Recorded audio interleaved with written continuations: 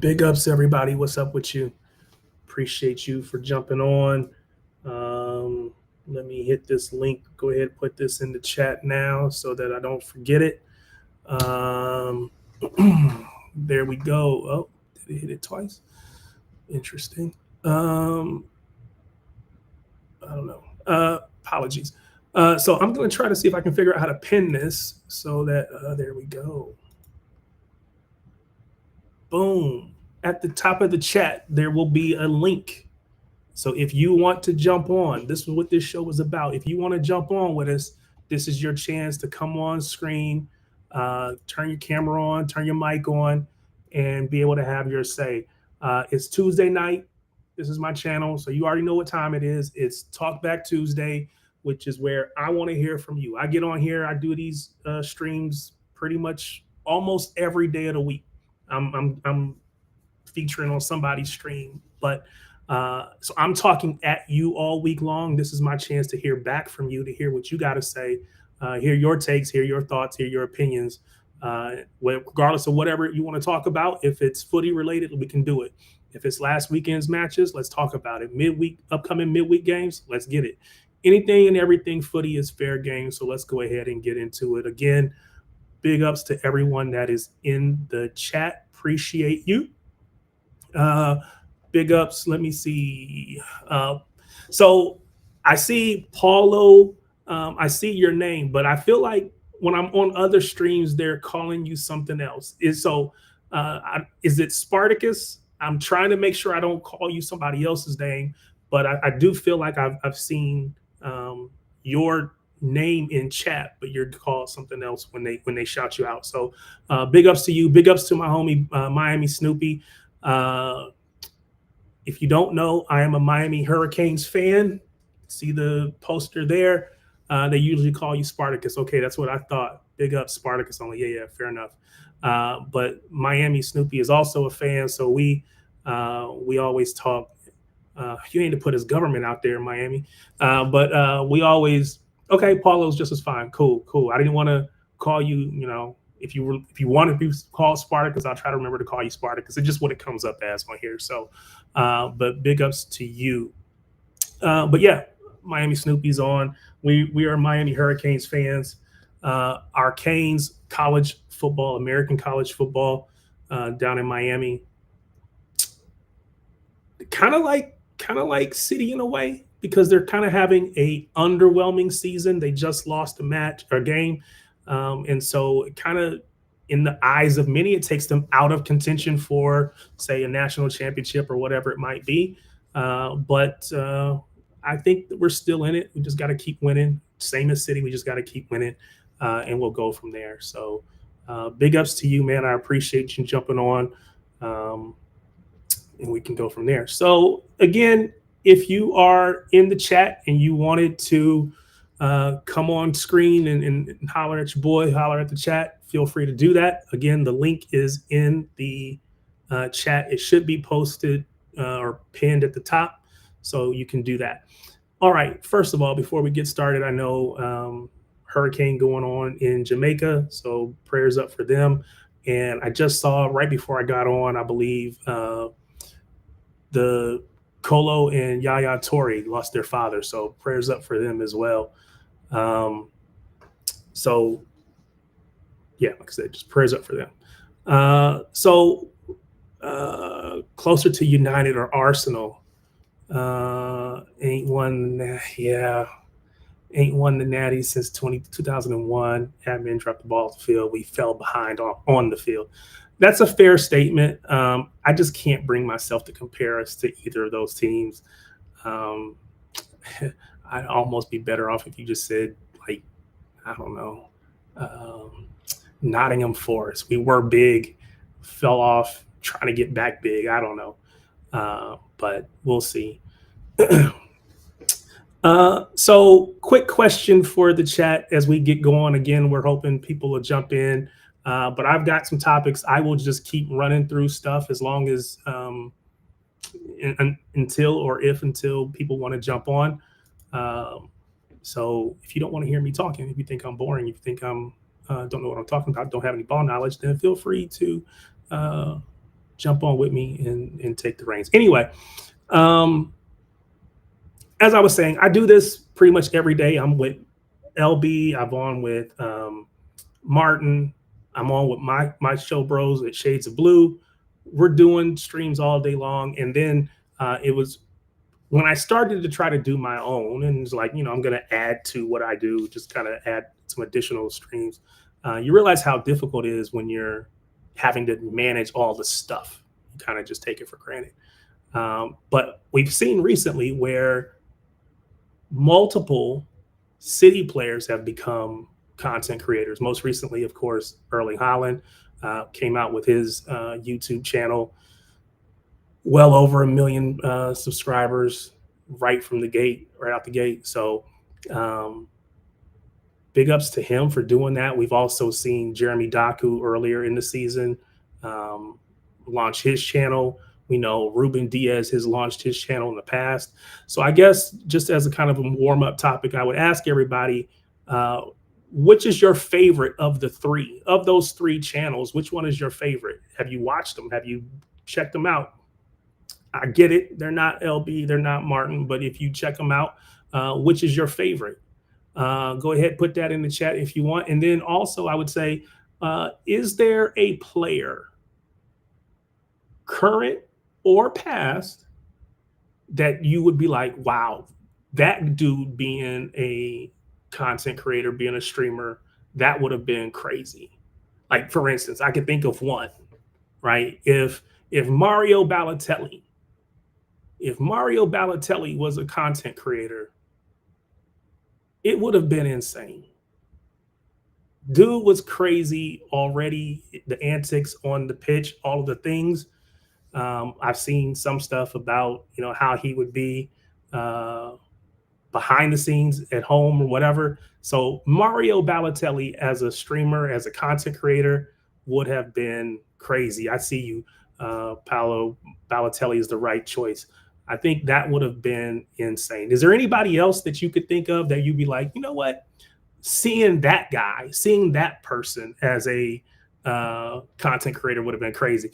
Miami Snoopy said, I feel like Balotelli would have been the Bam Margera of YouTube. And to be honest with you, I don't even watch a lot of stuff on here except for football creators. So I don't even know. I mean, I know the name, but I don't even know like what their content is like.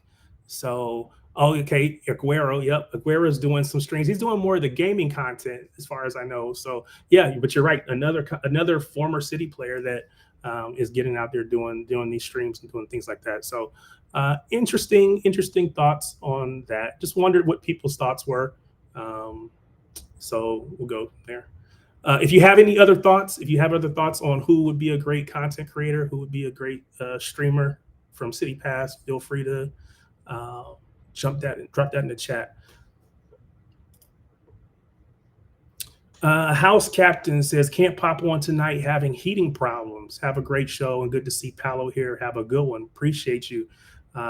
Big ups, House Captain. Thanks for stopping by, even to just drop your chat. I don't know how long you can stay or whatever. Maybe you can stay but can't come on camera or can't come on the mic, whatever. That's cool too. Either way, I appreciate you, man. I appreciate you showing me love. Again, I've seen you on multiple different channels that I go on. Martin, Mancunian Way, I believe, maybe even LB, but definitely Mancunian Way. So again, I appreciate all you all showing me love and accepting me. I recognize, look, man, I got this accent for you guys, at least. It's an accent, this American accent. And for some people, that's enough to be a turnoff. But I appreciate you all. You all have always shown me love. And so that's why I give big ups to our city fandom. Finishing a presentation in a few minutes, and I might drop in for a bit. Cool. Appreciate you, man. Always, the doors are always open. That's why I said the link is in the chat whenever you're ready. If you're ready, go ahead. Feel free to hit the button and jump on. All right. So we talked about content creators. There's been a lot of discussion around, there's been a lot of conversation about our players, period, right? Especially our wingers, but specifically Oscar Bob. Oscar Bob has gotten a lot of flack recently, a lot of conversation, a lot of criticism. Um, he's just the most recent, of course. All the other wingers have gotten a lot of criticism as well. And I'm one of those people that might have really, I won't say I started the hype train, but I was on board the Oscar Bob hype train, um, the bandwagon early on. I went to the U.S. Tour. Was it 2 years ago? 2 years ago. I don't know. Here in the States, went to me and my show bros. We all went, and my actual brothers too. We all went to the match in Chapel Hill, North Carolina, at the University of North Carolina. There, we I also went to the match in Ohio at Ohio State. Um, so I saw him twice that summer, and quite honestly, and I said this on our stream on Shades of Blue yesterday, I think it was. I felt like Oscar Bob was the star of that tour. He was the star, in my opinion. And Holland was there. Not everybody was there because I don't know if it was like a Euros or something like. There was a lot of people that weren't available that tour, but Holland was there and others. But it was, in my opinion, I think the opinion of my show bros as well. Um, Oscar Bob was the star, and so we expected, coming off of that tour, coming into the season, that he was going to parlay the success that he had in the tour into the season. I think we had just lost a lot of our wingers. And so this was an opportunity for him to really stake his claim to that position, and especially on that right wing, and make that position his own. That was his opportunity to do that. And so coming into that season, that was the expectation. I thought he was going to blow up. Of course, we know the injury situation pops up, and sometimes timing. Well, anytime you get injured, timing sucks. But it felt like it derailed what was supposed to be his launching or his coming out party, his launch season, when he jumped into the hearts and the minds of City fans all across the world. And unfortunately, that injury took that away from him. And when he's come back, he just quite honestly has not, in my opinion, in just my opinion, he's not been good enough. So I guess I asked the question for everyone in the chat, again, not to beat this horse, because I know it's a topic of conversation on a lot of channels and a lot of streams right now. But in your opinion, is Oscar Bob good enough to make it at City? Pointing out the fact that he is also older than Savio.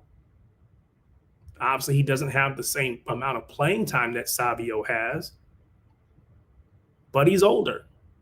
So do you think he will make it? Can he make it? Is he good enough to make it? We've seen the Norway manager kind of rip him in the most recent international break. And again, maybe he's just having a dip in form. I personally like to think that he's just having a dip in form.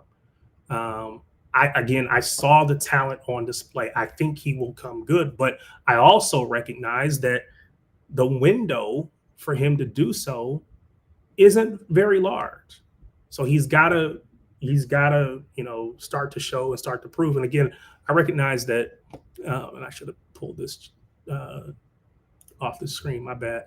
I did see your other comment. I think he might become good enough, but will the fan base give the kid time? And I agree with that. I do think that he is good enough. And I think, to your point, the fan base need to give him time. And it's not just him, it's everybody. I think we've become, as a fan base, and I say that, I've only been here as a City fan since 2013. So some of you guys have been fans way longer than me, right? But I feel, just my opinion as a fan base, that, yeah, we have gotten very reactionary, very microwave generation. It's got to happen. It's got to happen immediately.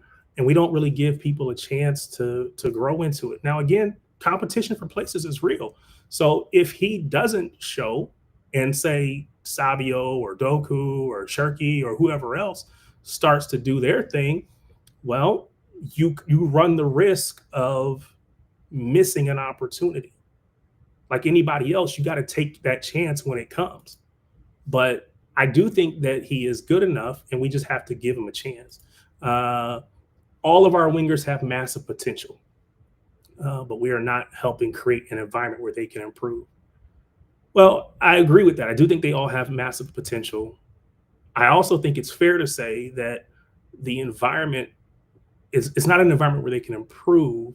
And I say that meaning the environment is set where they have to become good immediately because we don't really have the depth in those positions where they can where we will tolerate them growing at a steady but slow pace. They got to hit right away because we're depending on them to hit. If they don't hit, it impacts the whole rest of the squad. It was one thing when we had, those other players that always get named, the Sterlings, the Sanes, the Mahrezes, all those players playing, competing for those wing positions. Well, if one player's not hitting, then you always had another player that you could throw in who had some experience, who was already world class, not on their way to becoming world class, but already world class. And we just don't have that right now. And so the expectation is that those players that we do have to come in and perform and deliver right from day one. And so it has become a little toxic, to your point. Our wingers have to be good now. They can't become good. And that's exactly what I'm saying, right? We need them to perform now. We don't have an opportunity for them to develop, like I said, slowly. They will develop and they'll get it, but we need them to contribute, which is why we're always looking at G&A, right? We need contributions on the pitch, and we need it yesterday. So it's a little bit of an unfair environment, if I'm going to be honest with you, for them. But that's what happens when you're playing at City. When you're playing at one of the best teams in the world, the scrutiny is going to be high. And the question is, do you have I'll say character, and I don't mean that from a, are you a good person? But can you handle the weight? They talk about the weight of the shirt. Can you handle the weight of the expectations of playing for a team that won 4 straight Premier Leagues, that won a treble, that won a domestic quadruple? Do you have the character to play in that team day in, day out with all of the ups and downs that come with being human? Everybody has their ups and downs. It's not just these young players. Everybody has. So the question is, do you have what it takes to handle that navigation? Let's get Spartacus on the screen. If I can figure out how to hit this. There we go. Is it this one? Yes, sir. What's good with you, man? Not bad, not bad. Doing all right? Yeah, not bad. Just came back from the gym, did a little bit of a work in the presentation. Now I have the evening for relaxation in it.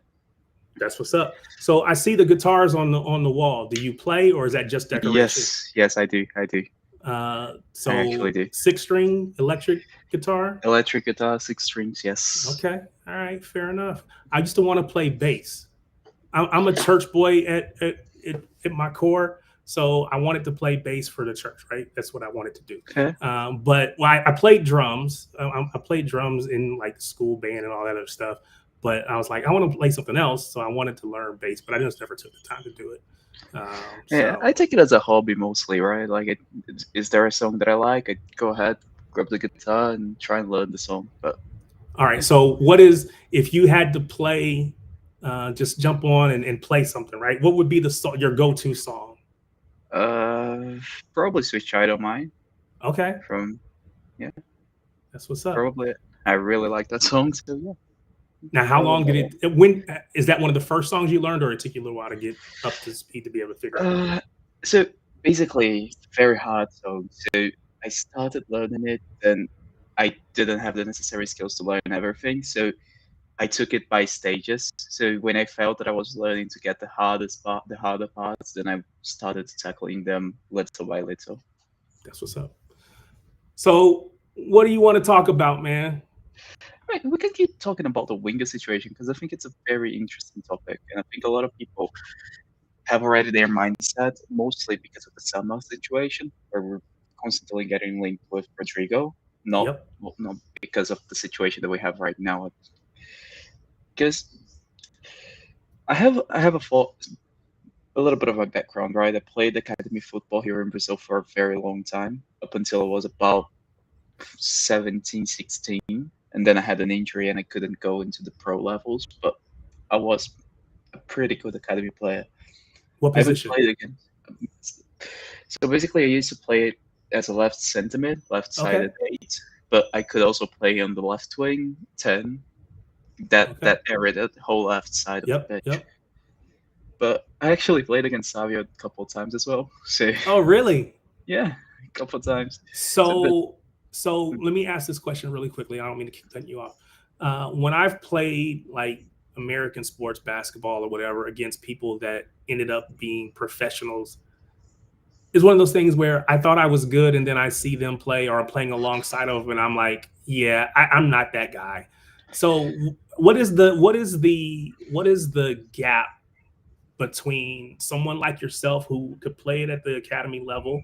I think you said you might have had some injuries or whatever, but and then someone who goes on to be professional, lights it up in La Liga, all that. How big is that gap feel when you're on the pitch?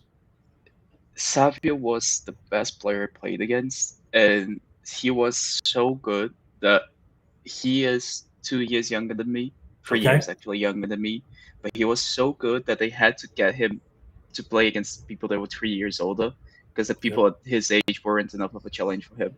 So he had to make that jump. Gotcha. So that's how good the kid was, and he was still untouchable. That's Still dope. untouchable. That's a really good story. That's awesome. And this is the thing as well. Like I think a lot of the a lot of the time people just look at the symptoms and not at the actual issues, right? Because the wingers, I think, all of them show that they have a lot of promise, even this season as well. Doku against Man United, against Arsenal, he showed that he can be very good, and then all of a sudden he dropped off a cliff. That doesn't happen by chance. The same with Sabio, he showed that he could be brilliant against Villarreal, but then he dropped off a cliff. The same with Wob, he showed he could be brilliant after Wolves, then he dropped off a cliff. Why did they do that? Because we changed a lot on how we play. Against Arsenal and against United, we're trying to isolate Doku a little bit more and Hmm. get players going into the near post. That created options for him, and he was picking out the right choices more often than not. The last few games, we started just isolating him and not getting runners into the first post, into the near post. This makes him either have to beat the defender and take a shot on himself, or be the defender and fight Haaland at the back post, which is extremely hard to do as well. Against Villa, the same thing happened with Savio. Savio is a player who likes to have a lot of bodies around him so that he can link up with. Let's go to the Villarreal game. He was very good that game. Why? We had Reiko making those runs into the half spaces, that what I like to call the KDB runs. The one that he starts just from the midfield line and then he goes over the defensive line in between the centre back and the fullback. When he does this run, he asks questions to the defense. Is the centre back going to follow me? If he does, then a midfield can run into that gap and the winger can cross the ball into. That's how we scored the second goal. Rico makes that run, the centre back follows Yep. him, and then Bernardo gets into the box. Savio crosses the ball into him. This creates a potential chance for Savio to create. This open up the space for him to get the ball into. The first goal, the one that Rico cuts back to Haaland, Rico does the same run. Nobody follows him. Savio slips him in. He finds a clean cut back to Haaland. Again, that run created that chance again. If you go back to Villa, there was nothing. The midfielders, they were not making runs into the near post. They weren't making runs into the half spaces. They weren't making runs in behind the back line. When you do that, not even Sane, not even Mahrez, they're not gonna create from that because it's just sterile. Like you don't have anybody to pass the ball into. No, that's fair. And I guess the question would be, what is it about? Why aren't we getting into those spaces? Like you said, Rico's making that run. Why aren't more people making that run? Um, I saw a post on, I think it was Twitter earlier today, X, whatever you want to call it, that showed a picture of the pitch, and we had players, but it was that right kind of half space that just had this empty space because whoever our winger was holding the touch line. Why aren't we getting into that space? I think when you have Foden on the right side, he's very, very good, but he needs a player to get the ball to him. And that ball needs to come from the six or the person behind him. What's up, Danny? How you doing? I'm Big very up, good. Danny. Appreciate you jumping on, Good brother. to see you guys. Good to see you guys. And when you don't have a player like a Roger or Nico, they're not going to find Foden in those pockets. Reinders is not going to do that. Bernardo is not going to do that. Bob a little bit, but then it's hard for the midfielder to turn and find a shot from that angle. So he's not going to get the ball over there very much, so he has to roam around. And he also cannot do those runs, because if he does those runs in the pockets of space like De Bruyne did, he's going to get the ball in his weak foot. So he's going to have to do a weak foot cross or weak foot shot, which is not as effective. So it kind of limits him as well. I think that's mostly the reason why we're just putting the wrong players in the wrong places at the moment. And I think I've tried to do that to compensate for the fact that we had no six in the team. I think that's a big reason why. No, I think you're right there. I thought the balance of the team was a bit off. And like you said, Yeah. putting wrong players in the wrong positions. One of them was Foden. He usually plays in the left attacking midfield. I noticed they put more on the right, and that sort of hindered him a bit. He was okay, but he wasn't at his best. And a lot of that is because he's better in the left half space than he is in the right half space. So I hope he changes that in future big games. It wasn't the biggest issue, but it was certainly an issue, in my opinion. Yeah, I think I think the side was too rigid, so we didn't have enough movement going on in between the lines.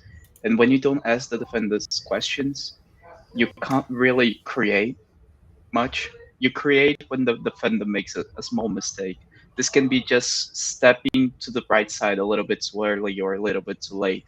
Just literally a split-second decision where he takes a little bit too long, and then you take advantage of that. This is how you create chances to create shots or create crosses or anything along those lines.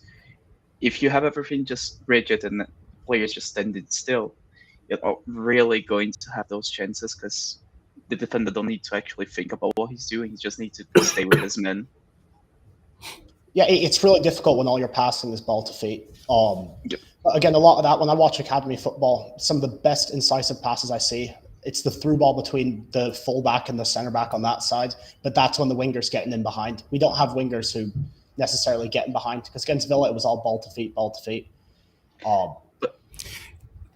Yeah, That's fair, because when you think about when you think about Sterling and Sane, and the immediate picture that comes to your mind is them bombing down, that ball coming through, and maybe it's a Sane pass all the way across to Sterling or vice versa, but it's they're out running, the ball's coming to them. It's not, I play the ball to your feet and then you have to just beat your man one-on-one and hope to get past them, or hope to get past not just them, but the balanced defender that's coming behind them to provide cover.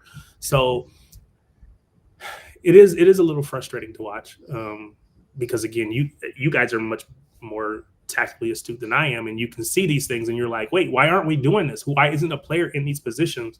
And I'm sure that just becomes frustrating. So Yeah, I'm also looking a little bit at the midfielders too, because you mentioned the runs into the half spaces. They can be done when you are in transition. Usually the wingers make those runs. They're gonna slip in just inside the fullback and in between those two. But when you're facing a mid block like we were against Villa, usually the guy that's going to have the space to do it is the midfielder, because he comes from a deeper line, so he has a little bit more momentum to go, and then the fullback needs to turn his body. So I'm looking more at the midfielders to do that when we have settled possession. KDB used to be the king of this. KDB used to make this run every time, every game. Like he was just going down that channel. Oh yeah, It was absolutely. beautiful. Almost like an underlapping run, kind of. Yes, No, he'd be excellent. Exactly. At that. Yeah. It's like, literally why an aren't we getting underlapping in that run. space? I think Ryan as well. He did against Wolverhampton, but for some reason he's not doing it anymore. I think maybe he's taking his time to get adjusted to the pace of the Premier League, so he doesn't quite see the opportunities running behind, or maybe he's just a little bit too late and then the window is closed. Because it's not just as simple as you see the space, you run into the space. You have to also see where the winger has the ball, if he has the angle to pass the ball into the space, if he's on the right body shape, and that is just a split-second decision, and you've got to run. So maybe he's just not seeing those runs at the moment, but I believe that he will, because he used to do those a lot at AC Milan. I think it's just a little bit of a adjustment period at the moment. Yeah, absolutely. I think the one issue I see out of him is the off-ball stuff. He's not been a dueler. And when you play him in the 6, you have no dueler in the midfield. And unfortunately, the midfield... I think Nobbins' video title was a midfield that was doomed to fail. I think that's the best way to put it. Yep. You put sort of 3 lanky kind of guys who don't really compete aerially on the ground. You're going to get eaten up by someone like Onana. So, unfortunately, quite predictable.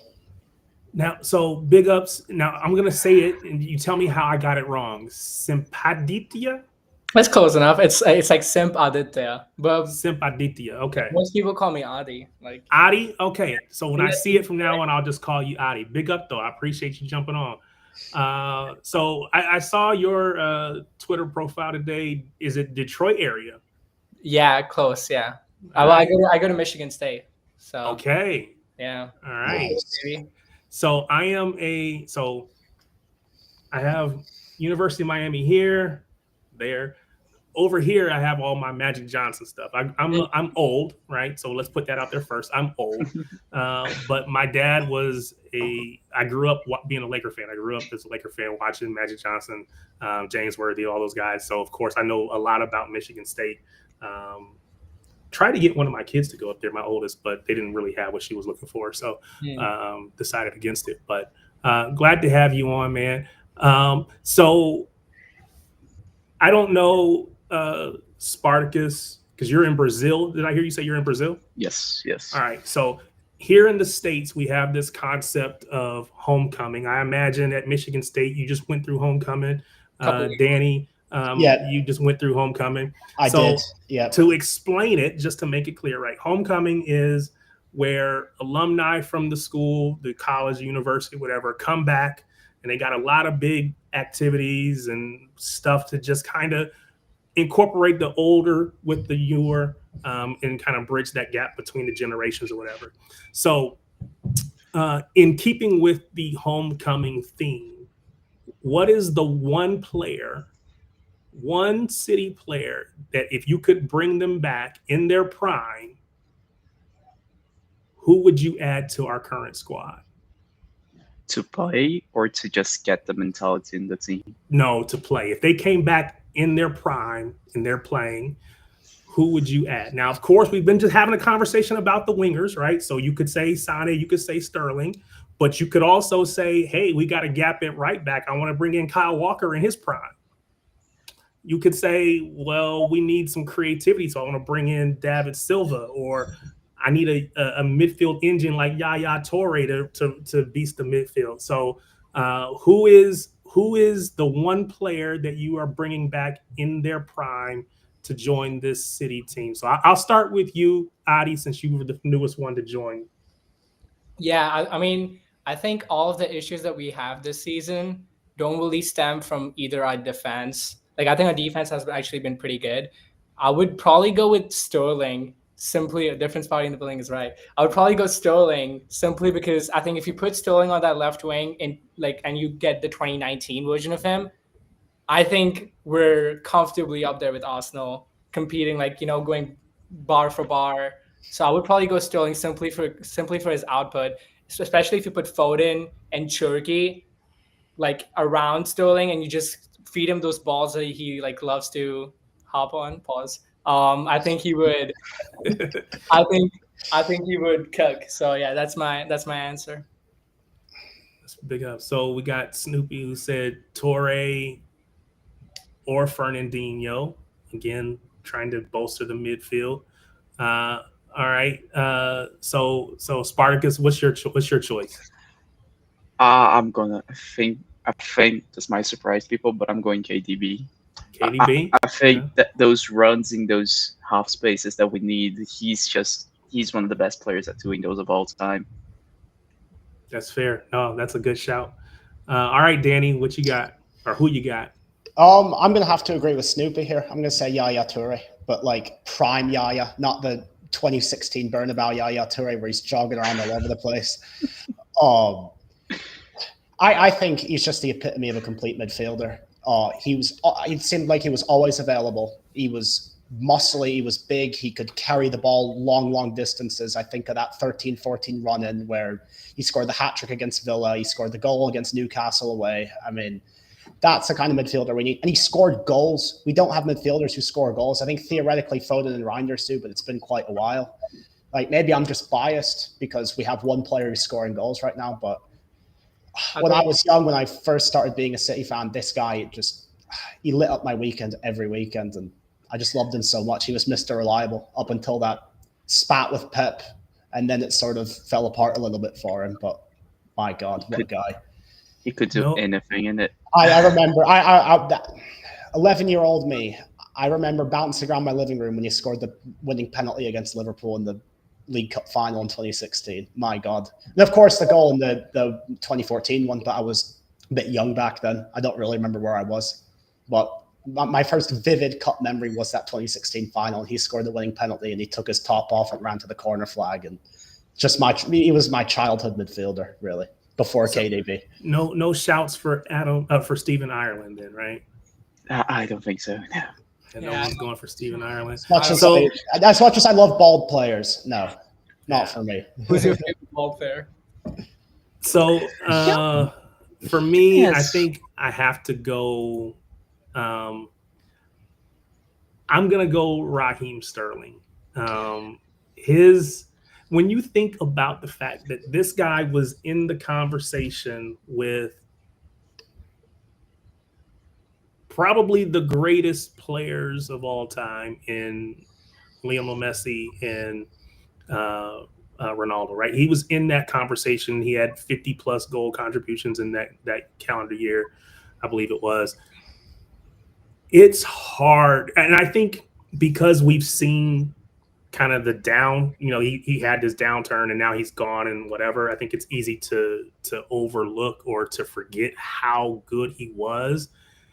And even then also recognize that he still had, it feels like, at least to me, that he never really, like, he could have done more. Like, you think about, like, Haaland. I think I was looking the other day and it said that Haaland has, like, 8 big chances missed or 9 big chances missed, leading the league in big chances missed, right? How many times did Sterling get in good positions and we would complain because he missed the shot? He'd fluff his lines or whatever. So it's like, if he could do 50-plus and still not be a world-class finisher, oh my God, this guy was insane. And I think sometimes we just kind of take it for granted because we watched it. But I think if I could add him to this squad right now, oh my God, we'd be killers, because then you'd have that second option that we're complaining that we don't have, someone else to get goals. Because he would get goals. He'd get in good positions, and he wouldn't score them all, but he would score enough. So and the guy would finally get national recognition as well. Because when he was here, he was for the most part in the shadow of Salah and Mane, save for his first couple of seasons where he wasn't at his highest level. So he never got enough recognition for me. I mean, I'm glad he's getting recognition now, but I wish it didn't take sort of profligacy from our current wingers for that to happen. Yeah, I don't think Sterling from 2017. I don't think Sterling ever had a bad season at City. Like, he had moments. Like, obviously, don't get me wrong, that Leon pissed me off. But like, if you just look at his season, even his worst season, like either his last season or like the 2021 season where Pep just threw him in the final, he was still. I don't know the stats, but I'm guessing he got 20 GNA, just because of the player Sterling was. I mean, I can probably look it up, but I think Sterling, I remember even when we sold him, it was like, you want to sell him, or at that time we had Gabriel, obviously Jesus, and obviously we ended up selling both. But I think Sterling, even in like his last season, in his last game, he put the assist for Gundogan. He in 2021, he was not that good, but he was still putting up like 15, 20 GNAs. Is my educated guess. Obviously, and then 2017 to 2019 is probably the best version of a winger we've seen at City. LB's not here, so I can say that. Oh, in that last season, I ask you guys. in that last season, there was this period after the November international break where he was just totally unplayable for like a month, and it was such a joy to watch because he had such a tough time those first couple months after the final, and then he had that banger against Everton after the Cancelo Travella pass, and it just clicked from there. I remember that one. Yeah. Yeah, go on, Spartacus. I think Sterling is one of the best players that ever played for City, and probably the best winger as well. But do you guys think that he would be able to be as good with Haaland on the team? Because most of Sterling goals were basically tap-ins on the back post. Him getting in the back post to tap in crosses from KDB, from Mahrez, Bernardo, David Silva. With Haaland on the team, he's the one making the back post runs. So he wouldn't be able to be in those spaces to get the goals. It's actually a very good point. I was going to say that is a good point because, I do feel like Haaland almost always makes that back post run. And we had Aguero who would kind of drop a little deeper. And Haaland has been doing that this season much more than in the past where he's kind of dropping deeper to get on the ball or whatever. And so you can kind of run behind or run beyond or whatever. And I think we had a lot of that with Sterling and Sané, but that is a really good point that I actually had not considered. Anyone want thoughts on Nigel de Jong? Baller. Fucking Barkley's been shithouse, man. The epitome of that era. Loved him. Absolutely loved him. Before my time. Well, I was going to say, I think he left.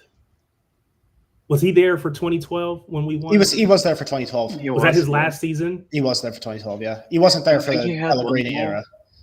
Because I started watching in 13, and I remember the midfield of was he in that midfield? I just remember David Silva and Yaya Toure. Those two, and then the other players that really kind of caught my eye. So I know of him. I know the kind of hit the track record or the thoughts around him, but I just never really remember seeing him play. So it's hard for me to say for sure. I just looked up the stats of Sterling. His lowest GNA season since 2017 was 26. I don't think Doku and Savio have that combined in there. Doku's 3 years now and Savio's 2 years. Yeah. But he was at a different spot in his career. He was much more because at the peak of his powers at that point, right? He did. And I remember in 18, didn't he win the Young Player of the Year in 18, 19 when Van Dijk won the PFA Player? He did. That's right. He did, yeah. And how old is Doku? Same age. I know Sterling also started. Sterling started early at Liverpool, obviously, but because Sterling he was still pretty young when he left. He was supposed to be in his prime. I think he was supposed to be. I think it was 28 or something. Yeah, I think it was 28. Yeah. So those are prime years.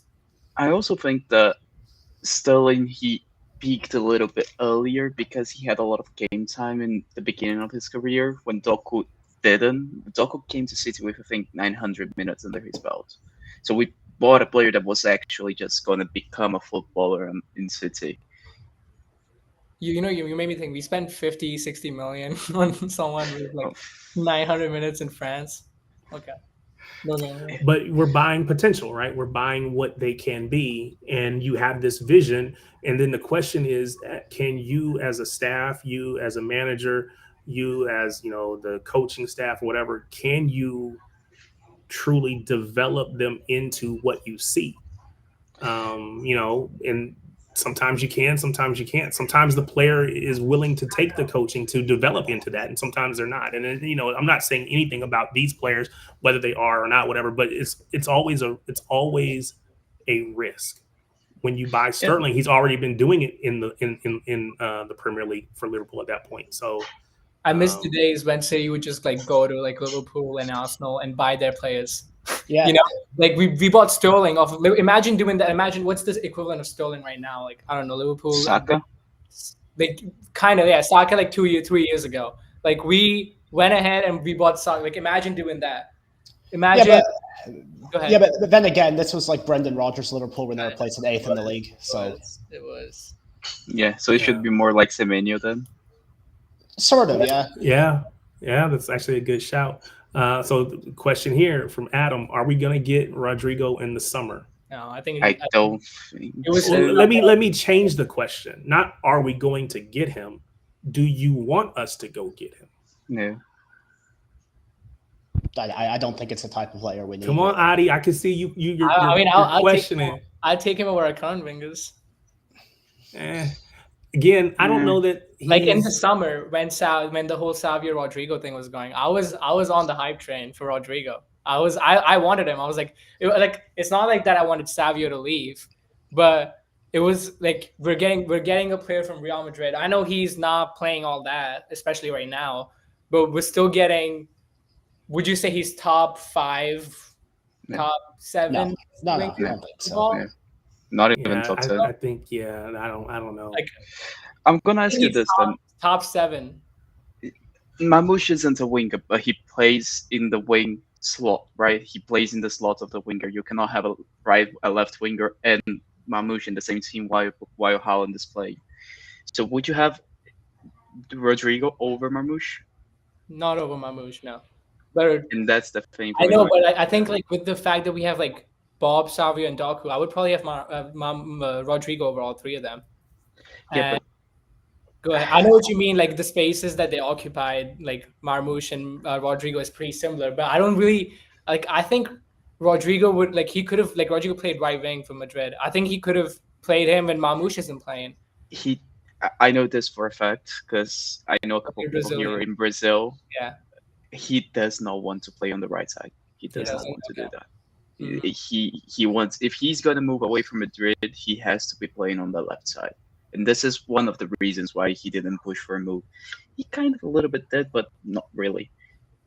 Because we couldn't guarantee that he was going to play on the left. And if he's going to leave Madrid, he has to have the guarantees. Y'all really don't think Rodrigo is top 7? I'm kind of cooked. Because I'm trying to think of like Olise, Saka. Wingers in general? I was thinking about left wingers only. Yeah, wingers in general. Like I don't. Oh, he's not even top 15. Yeah, you got Yamal. You got. No. I mean, is he better than Rafinha right now? I don't even know. Absolutely not. Rafinha's the top 3 or 4 winger in the world. Rafinha, Yamal. I don't know. I think he's Mamouche, Rafinha, Yamal. Winger though. Guevara. Yes, he's playing on the wing. He's playing as a kind of Salah from Klopp, right? He's playing from the wing. Yeah. So I would put in order, I think, probably Yamal, Rafinha, Guevara, Saka, Olise. I'll put Saka ahead of Olise as well, by the way. Saka, Olise. I agree. I would Nico Williams from Bilbao. I think he's a brilliant footballer. I think Nico is fantastic. Salah, Diaz, Luis Diaz. Luis Diaz is doing great at Bayern. Yeah, he's killing it. Yeah. Which is crazy because I mean, when we were linked with him a couple summers ago, I don't think anybody wanted him to come in. I don't think he would work for us though. Yeah. The style. Yeah. He for Bayern, he has a lot of players near him. He has the fullback coming in field. He has the midfielder running in behind. He has the pivot getting close to him for him to recycle the ball. So he has a lot of players close to him. So I don't think he's a good player when he has that. But when he doesn't, he becomes the Liverpool Luis Diaz, which is not as good. I remember when he was at Porto, he scored this brilliant goal against us. And I knew that guy was going places. Yeah. I actually hated I hated him in like a good way. Like he was kind of annoying, like to play against. Because especially like with City, like I don't think he scored against us unless I'm missing something. But I'm pretty sure he didn't. But like it would always. No, he didn't. I was thinking he might have scored in the semi-final, but that was Kanate and 2 from Mane. Oh, like that F, bro. That F semi-final was a scam. Yeah.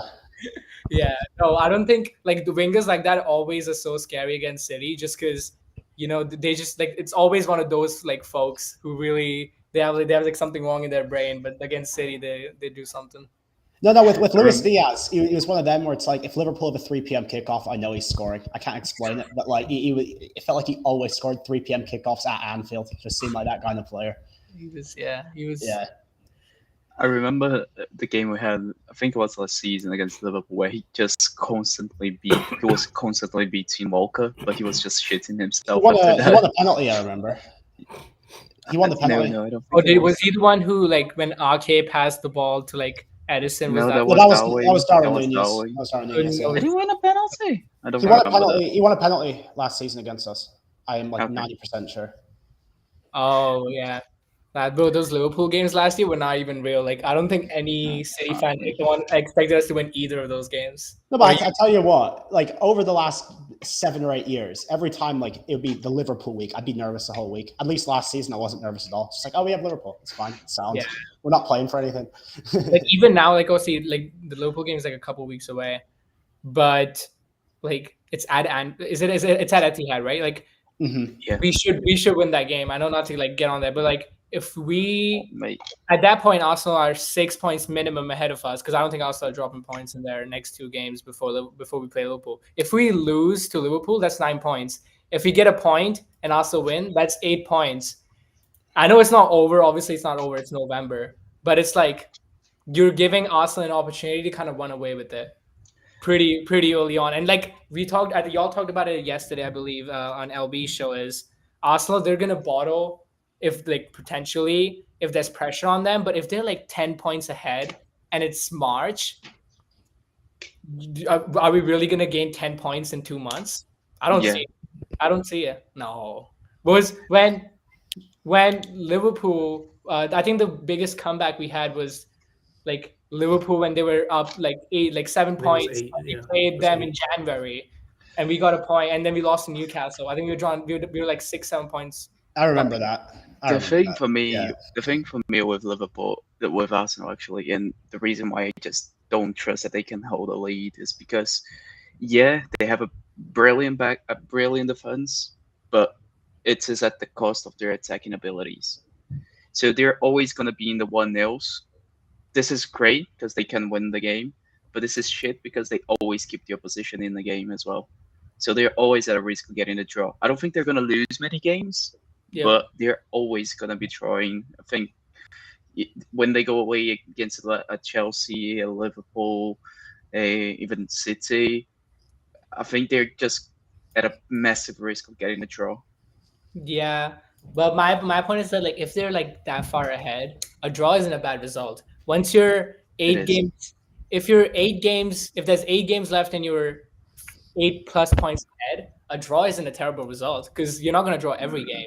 You can draw 3-4 games and you still be in the lead. So you can draw 50% of your games. I think and be in the lead. I think they're gonna draw against Bournemouth. I think they're gonna draw against Palace. I think they're gonna draw against Chelsea, against Spurs. You're talking about in like the second half of the season? Yeah, in the second half of the season. They just beat Palace. Yeah. Like Yeah. they play Burnley this weekend. That's a win. Then they You would play. think so. You would think Yeah, so. probably. And they play Sunderland, which I don't know what Sunderland are doing They now. have a historically bad record at that stadium. Bro, really? Yeah. I know that was ages ago when it was like Sunderland who weren't that good and Arsenal who also technically weren't that. They were okay, but like The only thing is Yeah. after the international break, they played Tottenham, Chelsea, and Brentford and Villa. These have draws written all over them.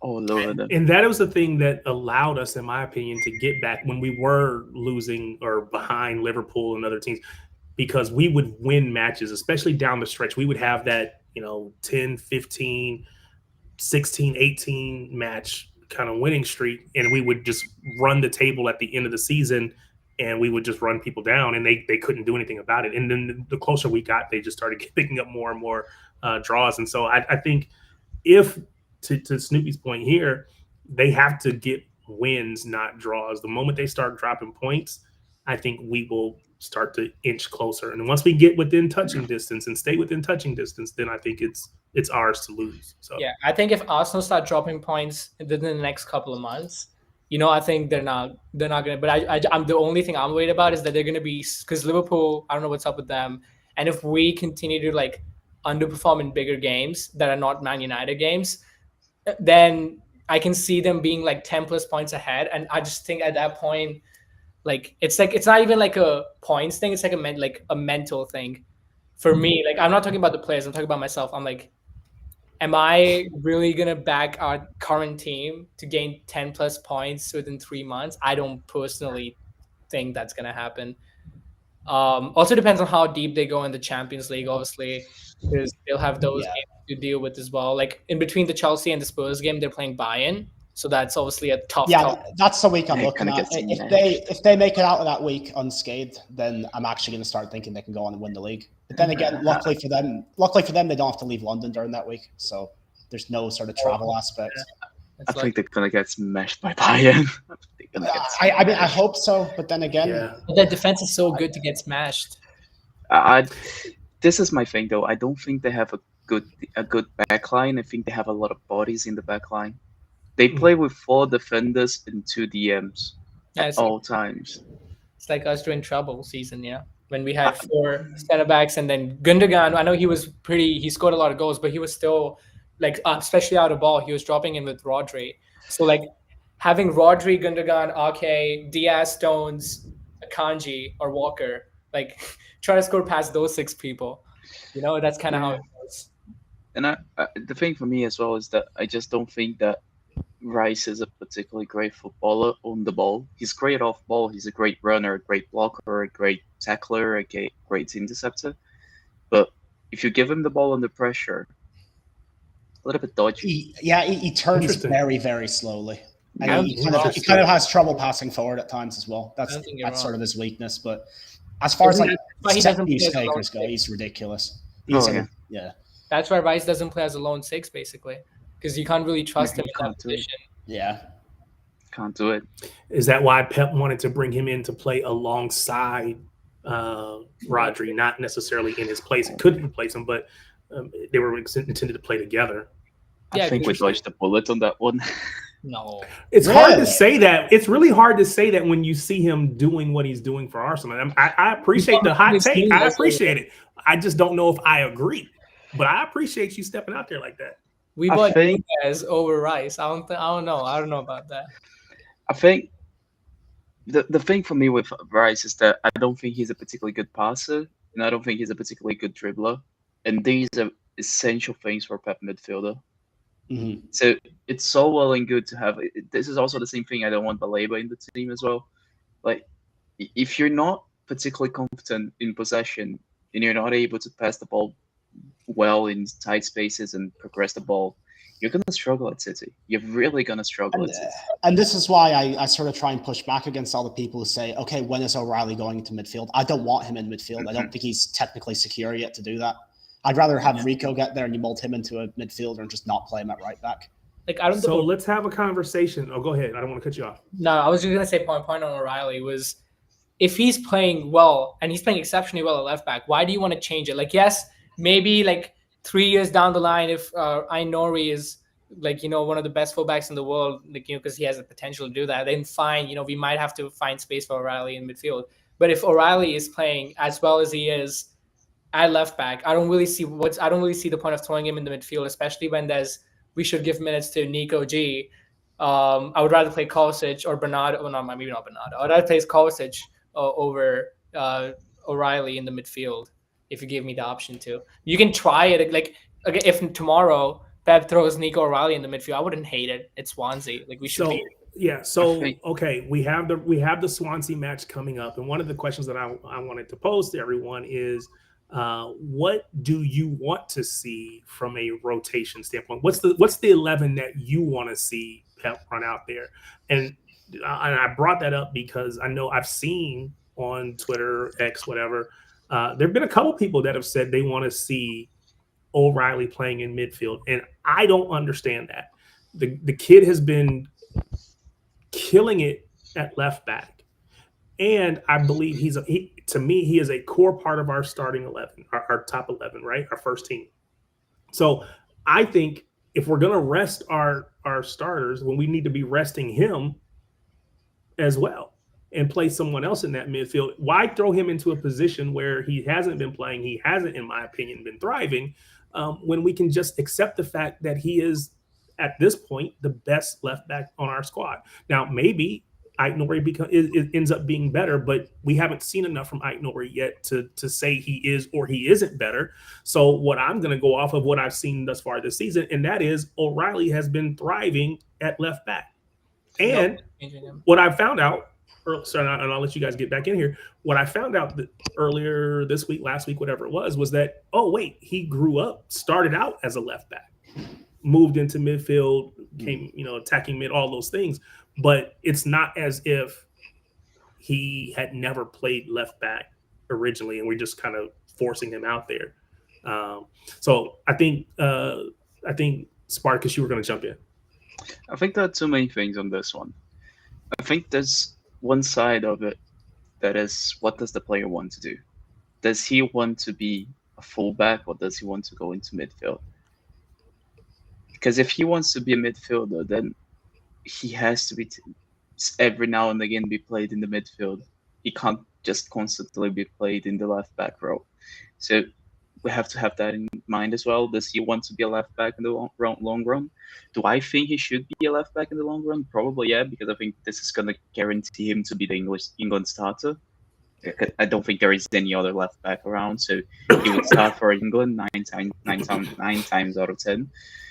In the midfield, the competition is a little bit tougher because Jude Bellingham, as much as I don't rate him at all, Rice as well, as much as I don't rate him, and Foden, Palmer, of those players are always going to be ahead of him, and they're also very young, Rice aside, because I think he's a little bit older, but all of them are under 25, 26. So I think the better choice for him would be to play as a left back. And also I think that there is a balance thing in the side, which comes down to, personally, I think if we play Nunes, I think playing O'Reilly is the better choice. But if we're playing Husanov, I think playing Aït-Nouri is going to be the better choice. Because when we have Husanov as the right back, he's going to struggle a little bit in possession because he's not technically as sound as Nunes, even though Nunes isn't particularly great on the ball. I think I'm going to give him the credit. He's still probably better than Husanov. You need another player to be very comfortable in possession, because this is going to give you a lot better build-up play and ability to release pressure. And I think if we need to get Aït-Nouri up to speed, so I think he needs to be played tomorrow. And the same for me goes to Mamouche and Chucky as well. I think they both need to be played tomorrow because we need to get them up to speed. So we see House Captain's comment. I want to see first team squad get priority minutes to get them sharper. Do any of the three of you agree with those comments, or do you want to see a rotated squad in the midweek match against Swansea? I would rotate. I would like by first team squad if he means like not like if he means like bench players who aren't academy players, I would agree.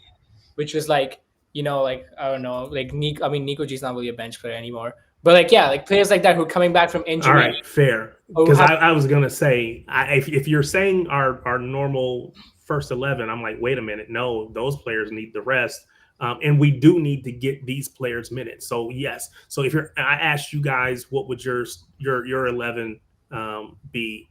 So for me, in tomorrow's match, are we all starting James Trafford at tomorrow? I mean, that's obvious, right? Yes, James absolutely. Trafford is our Absolutely. starter. No question. So for our left back, I agree that we should have Aït-Nouri at left back. Does anybody disagree with that?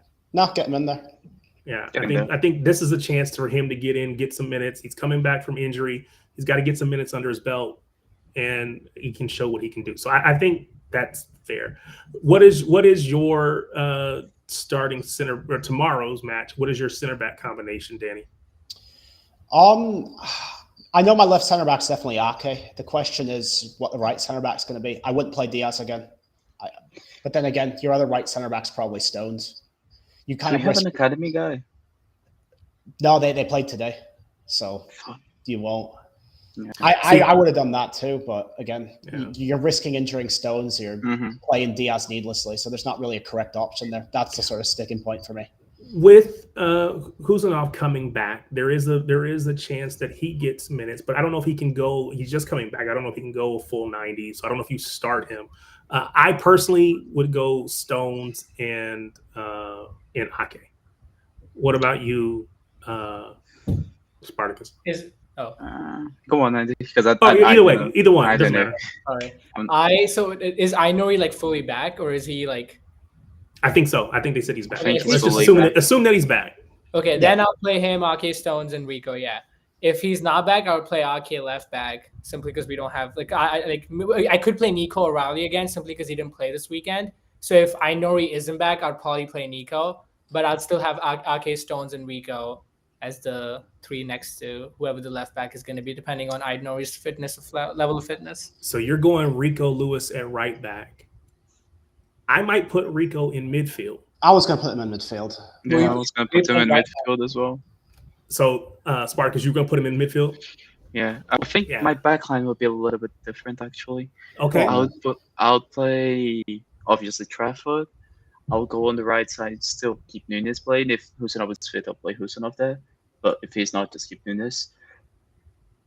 Right side, it's centre-back Ake. Left side, it's centre-back Josko. And then I know he has the left back. I want to see if Josko can step into the midfield and do the Stones role. This is what I'm asking him to do tomorrow. Interesting. I've never seen Ake. I'm sure he has occasionally, but usually I don't never see him on that right side. He's always the left center back or the left back. I'm sure there's a combination where he could be the. When I think last year there was a match. This is how bad off we were last year. I think there was a match where Ake and Jemai Simpson-Pusey was our starting center back combination. So in that case, I think Simpson-Pusey was the left back and Ake was the right center back. So yeah, you're right. It does happen that way. The only start Rico at right back is because I don't really see any other right. I mean, you could play Nunes again, but I don't want to throw Kusanov back in and aggregate his injury. So that's the only reason I play. And I feel like we have more midfielders who need minutes. Is Stones injured? No, Stones is fit. He played. You wouldn't I think he's fit. 3 games in a row, though, would you? Okay. Because it aggravate his injury. I was like, wait. I think for an injury.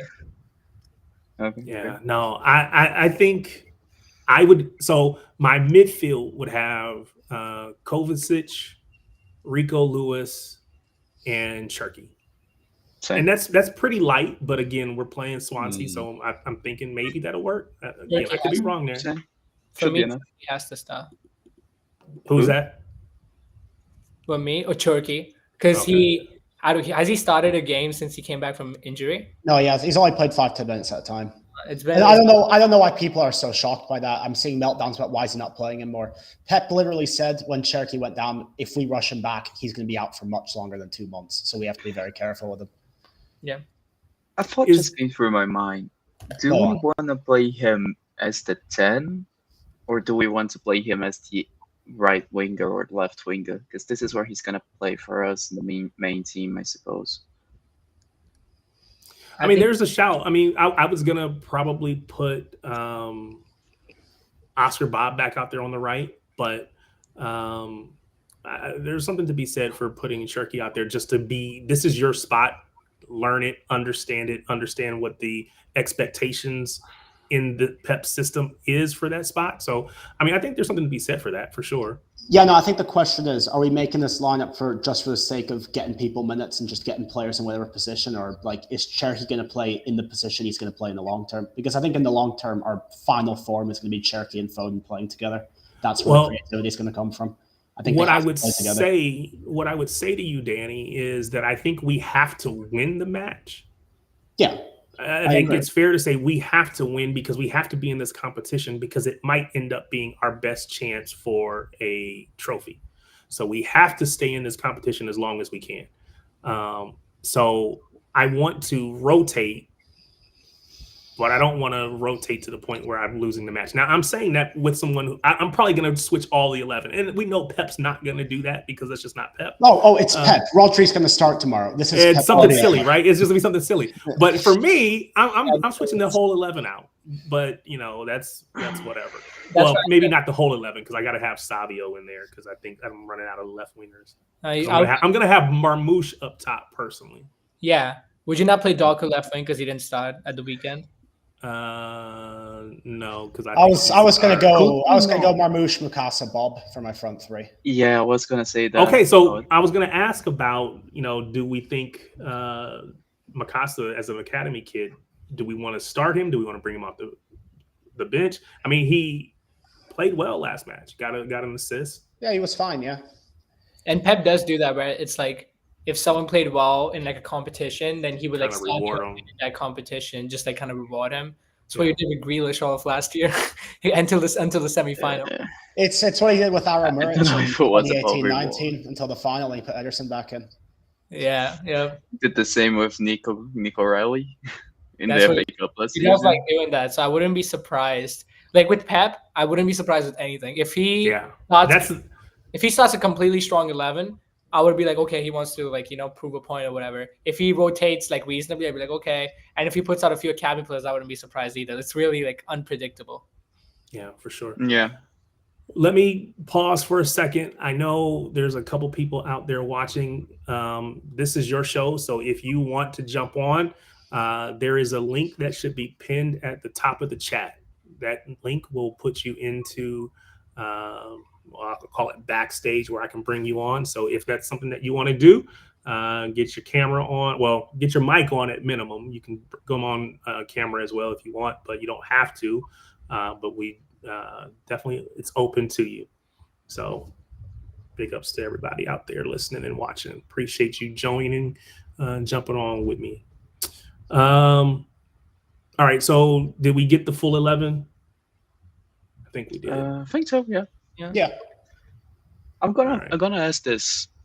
What about we play Savio right side, Bob false nine, and Marmouche the left side? That works for me as long as Savio's not playing on the left because I feel like I'm in the minority here. I really don't like him on the left. I really, really don't. I don't like him. It's interesting because when you again, we're on LBs together all the time, right? And we talk about how most of his goals have come from the left. But this isn't really true, though. Well, you played against him growing up. So where did he play then? Everywhere. Okay. He was just, he would get the ball and just do whatever the fuck he wanted, really. That's just how good the kid was. He was 2 years younger and he could just do whatever he wanted. So, fair. But this thing about him scoring more goals on the left, it's not really true, though. He scores more goals when he starts on the left, but the goals are scored from central areas. He gets the ball within the width of the not the penalty box, the one smaller, the 6-yard box. If he's within the width of that 6-yard box, he's usually where he's gonna score the goals. So it's not really about being on the left or on the right. It's about getting him into those areas. Since we've been playing him a lot closer to the wing, he's been more of a creator than a finisher. I mean, I didn't watch Savio at Girona or anything, so the only sample size I have is City goals, and it's not a really big sample size. I can't really say where he's free. No, unfortunately, it's not. I don't really know much about that kid scoring goals, but I do know on the left wing with especially with Haaland, the form he's in, he can put a good ball in. That's about it. And, he could do that from the wide wing too, if he wants to cut in and put a floater in too. But yeah, I mean, Savio, I really don't have I hear both sides. I think he plays equally as well on both sides. If I'm being honest, I don't really think that one when at left wing when he played in December, January last year, he was providing GNA, but I think it was just he scored an open goal versus Leicester. I don't think that's him playing on the left wing. I think that's just him being lucky and getting an open goal against Leicester City. I don't think we need to deep it as if he plays on the the way LB deeps it is if he plays on the left wing, then he's going to score more goals. Like, I know he put in that assist for Haaland, which was pretty good, but I think he could do that from the right wing too. The one thing I agree with LB on this is that I think his game is a lot easier on the left side. It's a lot more simplified. And when he's out of confidence, that could be a shout, play him on the left. But just make it simple for him. Yeah, this makes his floor a lot higher, but it also makes his ceiling a lot lower as well. Because if the game is simple, it's easy to defend against as well. On the right side, I think it's the opposite. His ceiling is a lot lower, but his ceiling is a lot higher, but his floor is a lot lower as well. Because if he keeps making the wrong choices, he's not going to really do much. But if you get the players around him and he does the right choices, he plays the right passes, he goes inside at the right moments, he cuts in, he goes on the outside, crosses the ball, do everything in the right moments, it's going to create a lot more chances. I see. Oh, I hear it. Would you guys, if you guys had the option, would you guys have the opportunity if you went back in the summer to sell him for 70 million? Like, if you were Viana, you got the 70 million bid from Spurs, are you selling him? Now, first of all, Martin would tell us that there really was not or there's no proof that there is a actual 70 million. I'm tired of Martin's IT. 70 million save on the table. This, so I don't know. I'm going to say this because I've been told that I can't say this, but I wasn't saying well. So the whole situation with Spurs, they were never willing to pay the 70 million. Never. They were hoping that Xavi was gonna force a move, essentially. He never did. His agent did his best to force him to force a move, but he never really did. So this is why he's here. This is why he signed a new deal.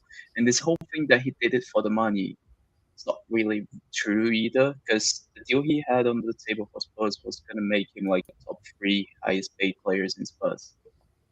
That's a lot more money than 80 mil that he's on right now. So it's not really true either. Yeah, I mean, if the 70 million is not true, I wouldn't sell him. I'm just assuming that, because I think Fabrizio said like someone at City blocked it. I don't know if that's true. I don't know Fabrizio. I know he yaps a lot, but like I'm saying, if I had the reason I asked the question is because personally, when I saw that we rejected a 70 million bid, according to like whoever was saying it, I was like, that's crazy. I would probably take it. I think let's pretend that a bid existed. I think it's not only about the money we're getting, but who can we get to replace him? We already established that Rodrigo doesn't want to play on that right side, and Savio's main position is the right wing. So we have to think about a right winger that we can get. At that time, Semenyo wasn't even on the list, so that's not really, that wasn't really an option. So who is there really out there that we can get? Also, it was also late in the window. To your point, it was like the last 10 days or so. Yeah. Late in the window. But yeah, if it is a 70 million on the beginning of the window, then yeah, I'm gonna think a lot harder on that one. I think maybe yes, I would sell him, but at the last 10 days without a replacement on the verge of signing, I don't think I would. No. The thing someone said to me is like, if you rate Savinho or not, he'll still do a better job on the wing than a cash bag of 70 million. So. Agreed. That's why I said like I would only take 70 million if we had a replacement lined up, and if we couldn't find one, then I'll be like, okay, keep him. It's like, well, what's the point of getting that? It's like kind of like Alvarez last year. We got an 80 million bid for him, and we accepted it, and we didn't sign anyone into Marmoush. So I was gonna ask the question. 70 million sounds like a lot of money, right? When we sold Cole Palmer, we got 45. We were all like, wow, great deal. Well, we got 45 million for an academy player who really hasn't been playing much. And then he goes on to be one of the best 10s or right wingers, whichever position you prefer him at, for Chelsea, does all this stuff. And then the whole fan base is upset that we sold him. So then we go and we sell Alvarez for 80 because we can't, 45 is not enough. We sell him for 80. Is there any world where we look at that 80 million that we got for Julian Alvarez with what he's doing and say, even though we got 80, that still wasn't enough? People are already doing it. He's a killer. We can see what he's doing in La Liga. Yeah, it's like fan bases are online. He's been absolutely unbelievable for them. Yeah. So looking at it from this standpoint, it's like maybe we should have asked for more. And so if you think that, then you also look at Savio and say, okay, well, 45 for Cole wasn't enough. We went for 80 for Julian Alvarez, and that might not be enough. Maybe 70 is still going to end up feeling low, not today, but 2 years from now, 3 years from now, we're going to look back and say, dang it, we got robbed. With Alvarez, it was different because he was always going to be a backup, though. He was never like he didn't want to play in the midfield. Like that's what's coming now. So and he didn't want to play in the wings, I'm guessing. Sure.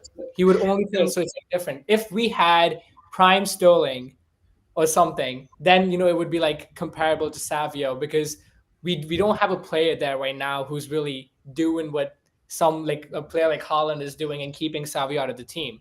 That's why I think it's different. And about Cole Palmer, let me tell you something about Cole. Let me give you some Simp Aditya lore. I had a Cole Palmer Stan account in 2021, and let me tell you something. I was pissed. If I still have tweets from that account when we were selling Cole Palmer, I was like, I had heartbreak emojis and everything. But yeah, I'm gonna go search for it. I'm gonna go in Twitter and try to track it down. Investigative mode.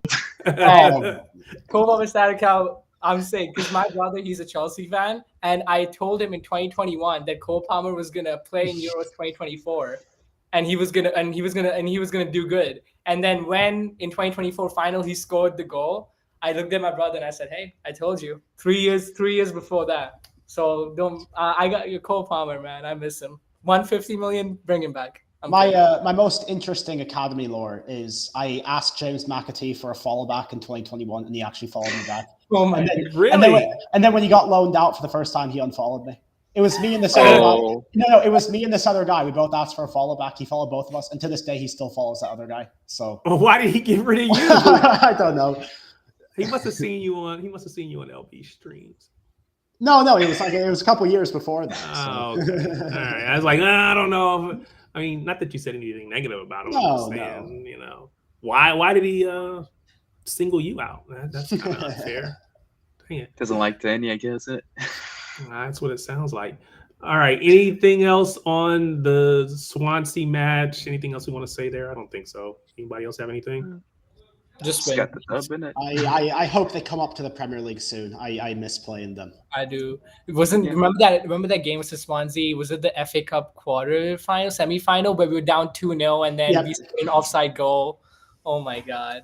Yeah. Isn't Luka Modric one of the owners of Swansea now? Oh yeah, that's right. He's got like stakes. Oh really? That's right. Forgot about that. That's one of the most random things I've ever seen in football. Yeah, what is the tie there? How did that come about?